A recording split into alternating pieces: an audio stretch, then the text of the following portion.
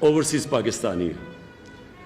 اس وقت جو مجھے سب سے زیادہ فکر ہے وہ ہے ہمارے مزدور جو پھنسے ہوئے ہیں، خاص طور پہ دبئی میں، سعودی عربیہ میں، یورپ میں بھی پھنسے ہوئے ہیں، ہمیں پتہ ہے اٹلی میں بھی ہیں جو یہاں محنت کش جاتے ہیں کام کرنے پہ۔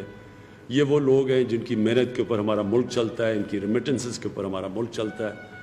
آپ کے لیے میں یہ کہنا چاہتا ہوں کہ ہر میٹنگ میں ہم سوچتے ہیں کہ آپ کو ہم کیسے واپس لے کے آئیں۔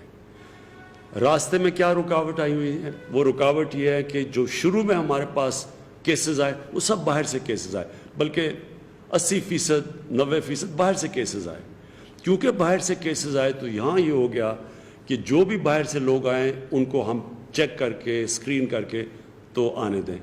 تو اب ظاہر ہے کہ اتنی ہمارے پاس فیسلٹیز ہی نہیں تھی کہ ہم کتنے لوگوں کو اسکرین کر سکتے تھے، تو اس لیے کم کر دیے لوگ، زیادہ تر لوگ باہر پھنس گئے۔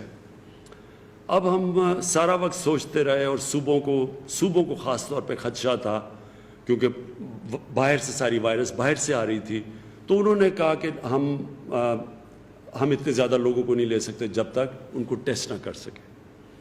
اب ہم نے ایک اور فیصلہ کیا ہے، کیونکہ ہمیں احساس ہے کہ وہاں بہت زیادہ لوگ ہمارے، اور خاص طور پہ ہمارے مزدور وہاں پھنسے ہوئے ہیں باہر، تو اس لیے ہم نے یہاں فیصلہ کیا ہے کہ ہم اب ان کو آنے دیں گے، صرف ان کا ایک ٹیسٹ کریں گے، اور ٹیسٹ کر کے ہم ان کو گھروں پہ جانے دیں گے، اور جس کا ٹیسٹ پازیٹیو نکلا پھر ان کو کہیں گے گھروں میں کوارنٹین کرو۔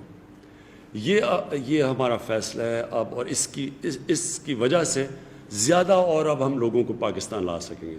تو یہ خوشخبری یہ ہے کہ آج ہم نے یہ فیصلہ کیا کہ زیادہ جو ہمارے مزدور پھنسے ہوئے ہیں، اور وہ ہم سب کو احساس ہے، وہ جو وہاں اس وقت دبئی میں اور سعودی عربیہ میں خاص طور پہ پھنسے ہوئے ہیں، باقی مڈل ایسٹ میں، تو مجھے خوشی یہ ہے کہ اب ہم آپ کو زیادہ تعداد میں پاکستان لائیں گے۔ تو آج ہی ہم نے یہ فیصلہ کیا ہے۔